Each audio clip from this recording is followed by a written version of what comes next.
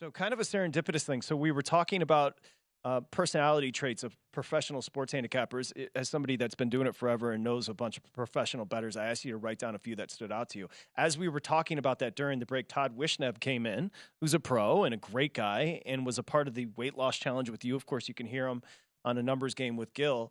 But Wishnev was kind of lamenting the fact that he's a compulsive person. He went from 194 pounds. Now he's back up close to 300 pounds. So he was talking about compulsion being an issue for him. And that's a characteristic I would imagine you've seen amongst other professional sports bettors. Yeah, you want to be Mr. Spock, ideally. You want to just be an alien and just shrug it off. I'll use an example. I screamed at one of the guys I was betting with, like Purdue lost. And we had a big bet on Purdue against Fairleigh Dickinson. All right. So we lose our shirts. We remember. And yeah. And he's, I got to take the next 24 hours off. And I'm screaming at him. I was like, what do you mean you got to take the next 24? It's the NCAA tournament. You're in donk land. Get your butt Focus. back over. Focus. Get back over to Treasure Island and start betting their lines that are being set because there's no pros there because their limits aren't that high. You get the idea. Yes.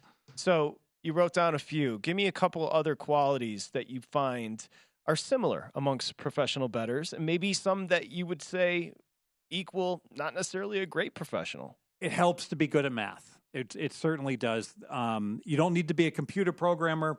It all depends whether you're going to be a bottom-up or a top-down handicapper. Also, by a bottom-up, you're doing everything yourself, where you're like programming and coming up with power ratings and what the line should be, and that it helps to be a computer programmer and like a math genius. If you're a top-down guy and you're just doing things like getting Dr. Bob's picks or Right Angle Sports picks and immediately betting it, it's much better to be an operations guy, an organized guy, and a guy with a whole bunch of outs and just being organized and very unemotional. It helps to be good at to be aware about sports and the like, and just like basic strategy to know, hey, it's the NCAA tournament. That's right. We like to play first half unders. That's been profitable. Things like that. It's not necessary, but that certainly helps to know just subsets and the like. It also helps.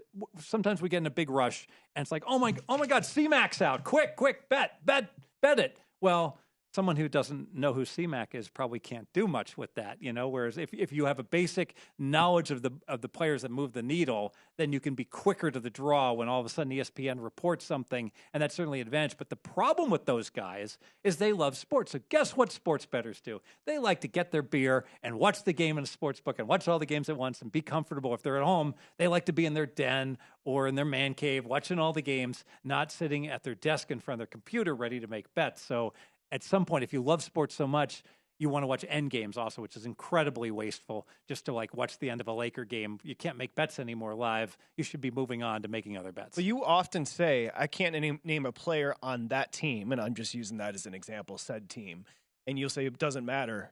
Because are you saying that oftentimes if a sports bettor is overly fervent as far as his fandom, it can be a negative?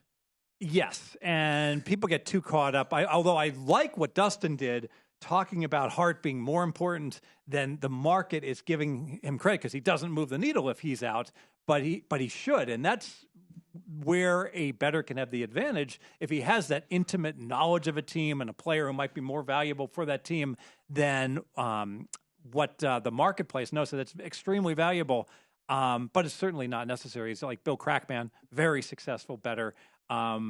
He would really struggle to name more than like 20 players in the NFL, I think. It's interesting. You always hear people say, I don't bet on my team. My general response is, I'm sorry, I missed you at the last owners meeting. And, I don't get it. Like, Old man joke. No, that's just factual and actual. I don't bet on my team. Give me a break. And you know what? The team that you, quote unquote, is your team, you should know better than anybody else. Yeah, you should be able to be So you should actually be able to bet on them or bet against them in so many situational spots that's so much more advantageous. Guys get, and this is more, I know there's women that do it too, but guys are terrible at this, that they get so emotionally invested in a team that they'd be like, oh, my Blackhawks lost. I'm going to be depressed all weekend long. And I'm like, this is terrible. And I was just giving Todd a hard time with his weight gain. And so, I'm sorry, I'm an ass sometimes. I'm like, it's like you got to grow up. You're like a 14-year-old. Your favorite team loses. There's single moms out there that have like special needs kids that they're raising by themselves. You want it tough. You want things to be depressed about. There you go. Stop worrying about whether your stupid hockey team won. It's just not that important. First of all, I love the analogy you just gave. Puts things in a very good perspective. The other thing is, when you sit there and you bet, how do you have an emotional attachment to a team after that? Like Patrick and I talk about this all the time. If it weren't for betting, I might turn on the end of a competitive sporting event I'm too old. if there's a minute or two left in a game. And if I see, like, I'll tell you right now, the NBA, if there's a minute left and there's a 2-point game, I won't even watch it. I'll come back if it's 20 seconds if it's close, because I'm not going to waste 8 minutes to get to that 20 seconds. And to me, Patrick and I talk about this all the time. I don't get it. Like, what, if you're betting on sports after a while, you're like, who cares? I have no interest in the game. You've turned the corner when you've got to bet on the Hawaii game and it's halftime and it's midnight. And you're like, I'm going to sleep. I'll look up the score when I wake up. Let's bring up Wishnev's critique of you in 2 minutes.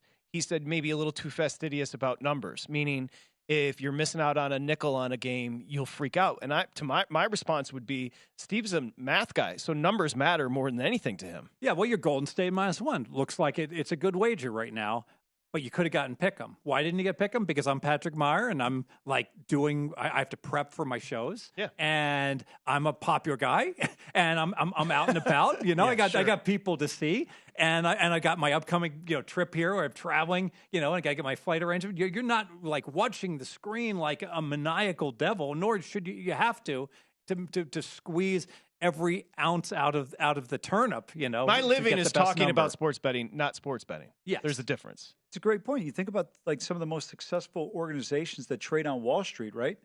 In terms of how quickly they're able to make a purchase in the market compared to somebody else. I mean, it's the same thing in sports betting. And the one area where I slightly disagree with Todd's example on Steve is if a price is -105 and it's -110 somewhere else and he drives to go get the -105, it's no different than somebody sitting there waiting around saying, I'm going to go shopping after Black Friday. You're trying to save money. It's just kind of common sense. Go to VSiN.com/subscribe to become a VSiN Pro subscriber today.